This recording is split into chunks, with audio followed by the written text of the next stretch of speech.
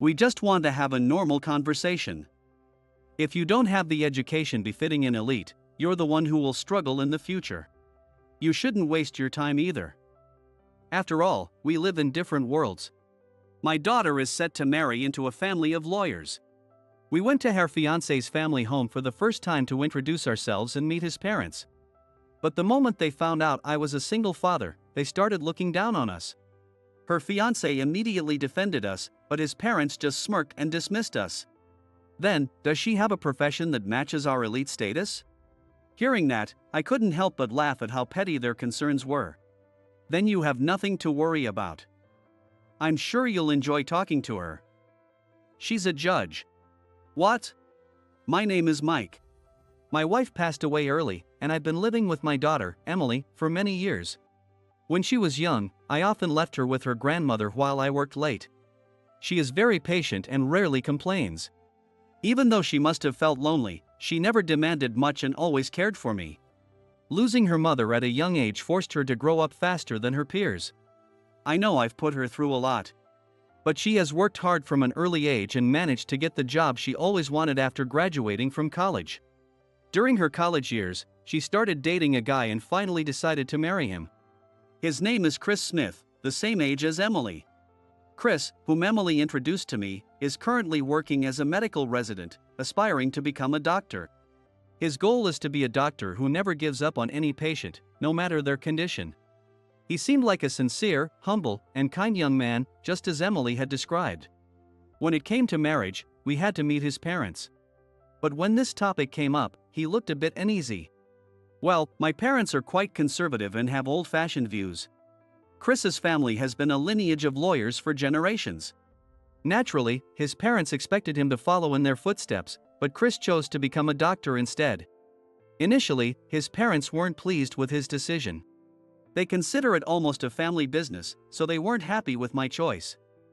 But they eventually accepted it, thinking being a doctor would also be respectable.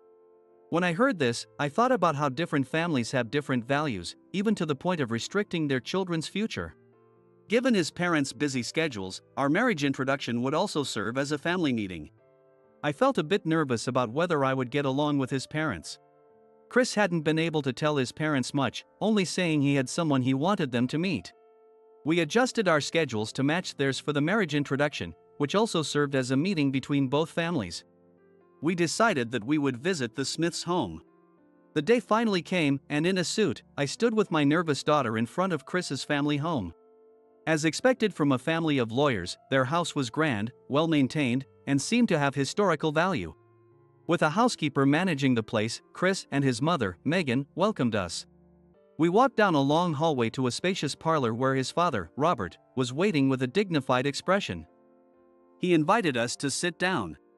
The conversation started with small talk about the weather, eventually moving to family matters. Megan asked hesitantly, "So, where's your mother? Couldn't she make it today?"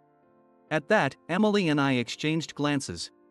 Seeing our reaction, Megan and Robert looked puzzled. Chris looked down with a somber expression. Her mother passed away a long time ago. It was a car accident. Oh, so it's just the two of you?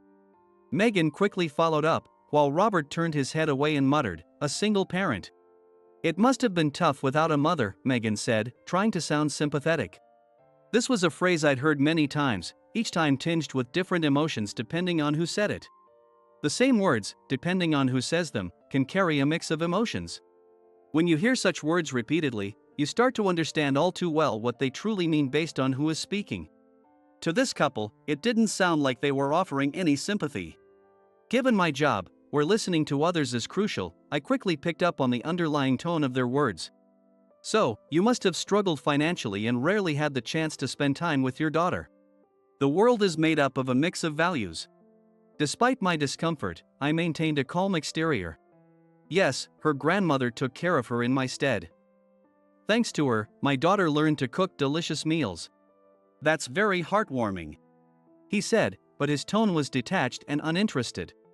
"Did you choose not to remarry for your daughter's sake?" Their questions felt like an interrogation directed at me for being a single parent. They didn't direct a single word to Emily. I'd been busy with work. Then it must have been even lonelier without a mother. Children need their mother's love, you know. But my grandmother had a lively personality and gave me a lot of love. She told me many stories about my mother.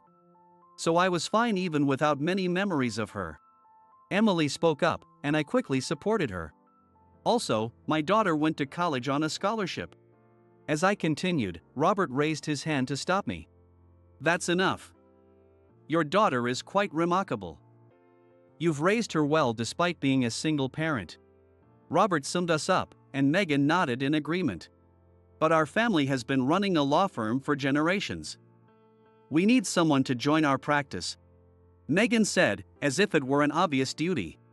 She was subtly indicating that Emily wasn't suitable to join the Smith family. Chris stood up, unable to take any more. But his parents turned their criticism towards their own son. Chris, you bear responsibility too. You chose to become a doctor instead of following the family path. If you're getting married, your wife should help with the family business. Marriage isn't a game. I understood they were busy. Hence the difficulty in scheduling this meeting. But instead of celebrating their son's engagement, they were criticizing Emily. To them, a suitable partner was someone who fit their criteria, more like an employee than family. I've had enough of this disrespect towards Emily and her father. This is my marriage, Chris said. It's also a family matter. You can't just do as you please. Don't be conceited. From then on, Robert continued to blame his son unilaterally for not following his wishes. He kept repeating the usual arguments about their prestigious family lineage and the constant public scrutiny that prevented them from doing as they pleased. To me, it seemed they were overly concerned with their public image. Chris's parents sought someone who was unquestionably suitable, someone who would earn respect and admiration from those around them. They judged her by their stringent standards and found her lacking. I felt sorry for her, who remained silent and endured their criticism. She had looked forward to this day more than anyone. The Smiths believed they had the right to choose their son's partner and turned their criticism back to us. She can't even keep up with our conversation. Even with a college degree, she's still third-rate. And you left her upbringing to others. Balancing work and child-rearing would be impossible for her. Robert declared that one should carefully choose a lifelong partner. Otherwise, it's disrespectful to them. Don't waste your time, we live in different worlds. If both agree, everything goes smoothly. You know we don't, right? Megan said, her eyes suggesting we back down. But Chris was furious. You don't know anything about Emily. She's my college classmate and worked hard to get a respectable job. Robert dismissed Chris's argument lightly and feigned exaggerated admiration with a playful "Oh, really? She must have a job that rivals ours, then? We just want to have a normal conversation. So, if you lack the education befitting an elite, she'll be the one struggling. We wouldn't want people to think we're bullying our daughter-in-law." I couldn't help but laugh at their petty concerns. Then you have nothing to worry about. Especially with you two, the conversation will be lively. Emily is a judge. What? The Smiths were stunned by my unexpected statement. Seizing the silence, I started talking about my late wife. It was just after I started our consulting firm.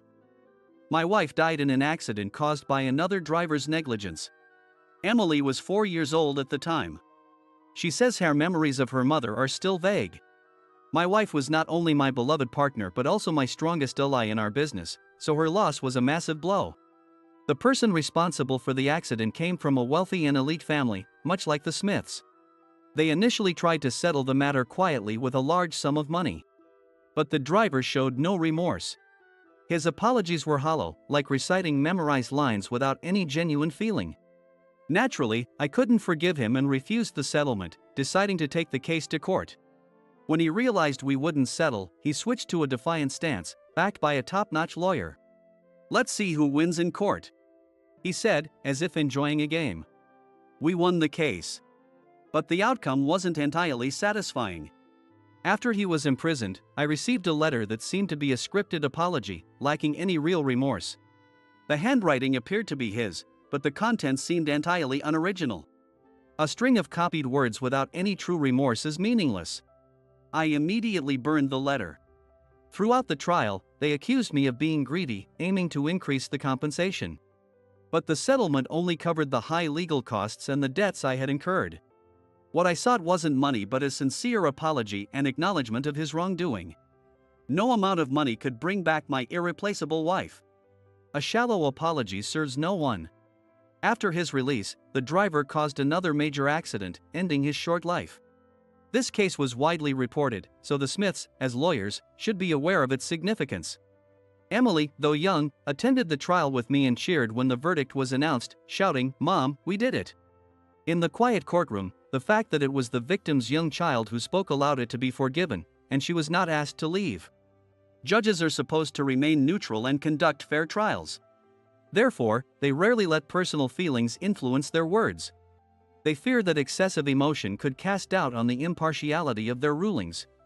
However, the presiding judge seemed to appreciate Emily's diligent attendance and concluded the trial by addressing her directly.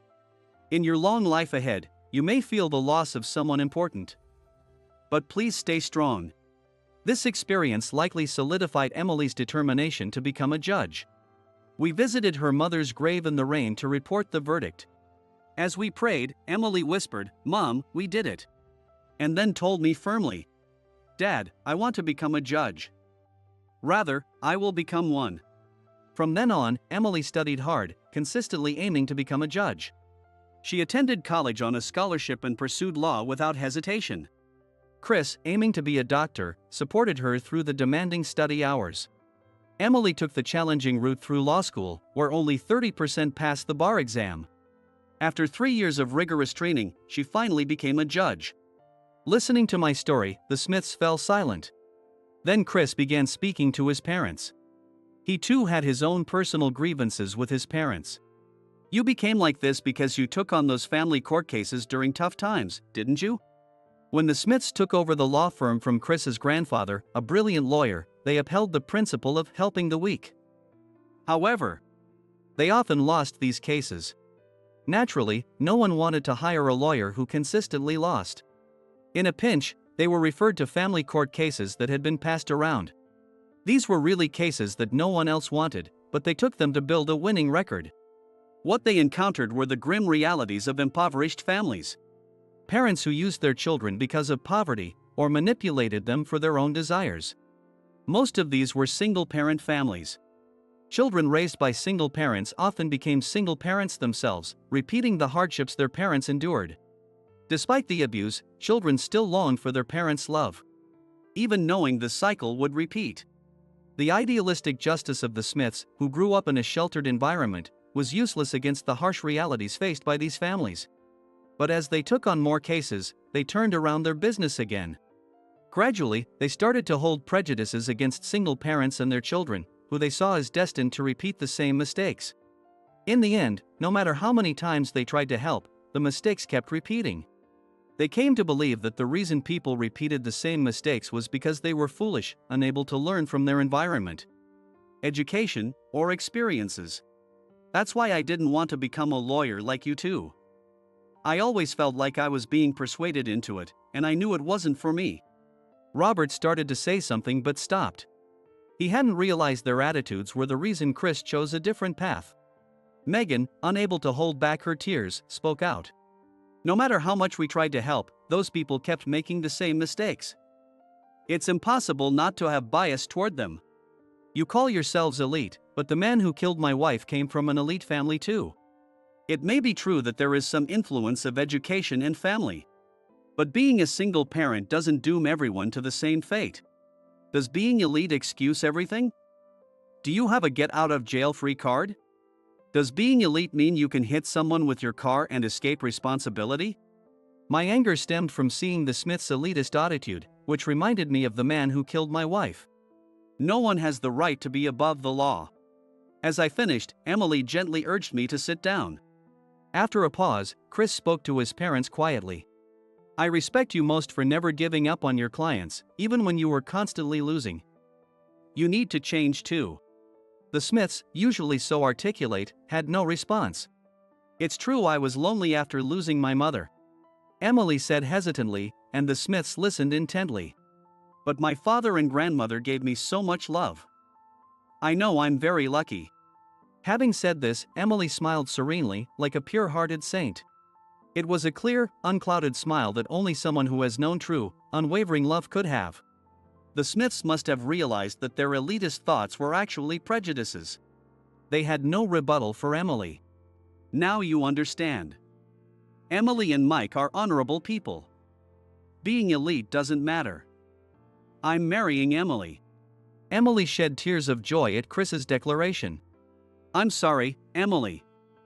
I knew this would happen, which is why I dreaded today.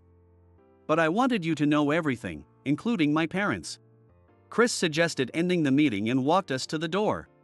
"I'm sorry for everything you had to see today. It's okay. It was a good opportunity.